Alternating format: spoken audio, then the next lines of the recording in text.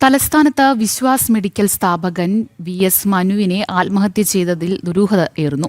പേരൂർക്കടയിലെ UCO ബാങ്കിന് മുൻപിൽ തൂങ്ങിമരിച്ച നിലയിൽ ഇന്നലെയാണ് ഇദ്ദേഹത്തെ കണ്ടെത്തിയത്. ബാങ്ക് വായ്പ നിഷേധിച്ചതാണ് ആത്മഹത്യയ്ക്ക് കാരണമെന്നാണ് പ്രാഥമിക വിവരം.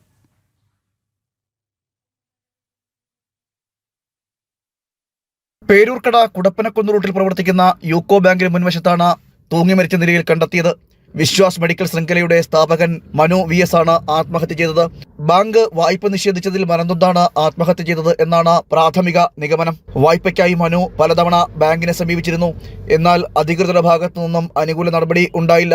ഇതിൽ മനംനൊന്താണ് ആത്മഹത്യ ചെയ്തത് എന്നാണ് സൂചന. ഇന്നലെ രാത്രി 2 മണിക്കും പുലർച്ചെ 6:30ക്കും ഇടയിലാണ് ആത്മഹത്യ നടന്നത് എന്നാണ് പോലീസ് നിഗമനം. ബാങ്ക് കെട്ടിടത്തിന് മുൻവശത്തെ പടവുകളുടെ കൈവരിയിൽ തൂങ്ങിമരിച്ച നിലയിലായിരുന്നു മൃതദേഹം. പേരൂർക്കട പോലീസ് കേസെടുത്ത് അന്വേഷണം ആരംഭിച്ചു.